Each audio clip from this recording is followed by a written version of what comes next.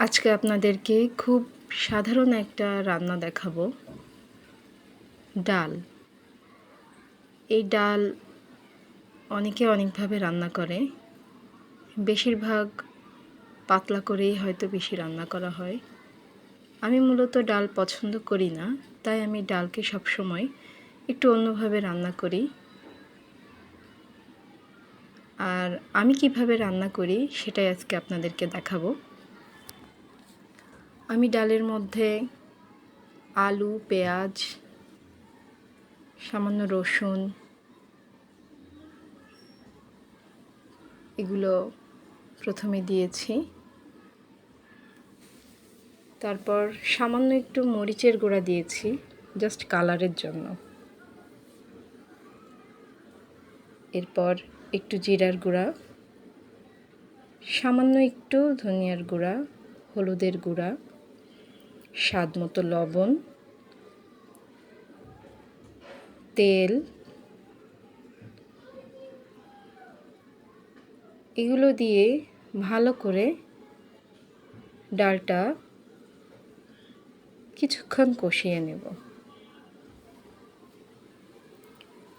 ডাল আমি পছন্দ করি না। অনেকে ডাল, ডিম, আলু ভর্তা খুব পছন্দ করে, কিন্তু এই তিনটার কোনোটাই আমার পছন্দ না। তাই ডালটাকে সবসময় একটু ভিন্নভাবে রান্না করি। এখন 2টা তেজপাতা, 2টা কাঁচামরিচ কেটে দিলাম। এতে করে ফ্লেভারটা, টেস্ট একটু ভিন্ন আসবে। অনেকে হয়তো ডালে তেজপাতা দেন না, কিন্তু আমি এভাবে রান্না করলে আমি দেই। সেটা যার যার পছন্দ, আপনারা না দিলেও পারেন, কিন্তু আমি দিয়েছি, আমার কাছে ভালো লাগে। ডালে তেজপাতা আমার মা দেয়, আমরা ওভাবেই খেয়ে অভ্যস্ত, আমাদের কাছে ভালো লাগে। এরপর কিছুক্ষণ কষিয়ে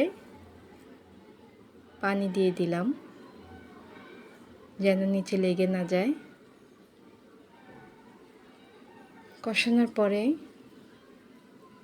যতটুকু ডাল ঘন রাখতে চান, এই ডালটা একটু ঘনই রাখি, সেভাবে পানি দিয়ে দিলাম।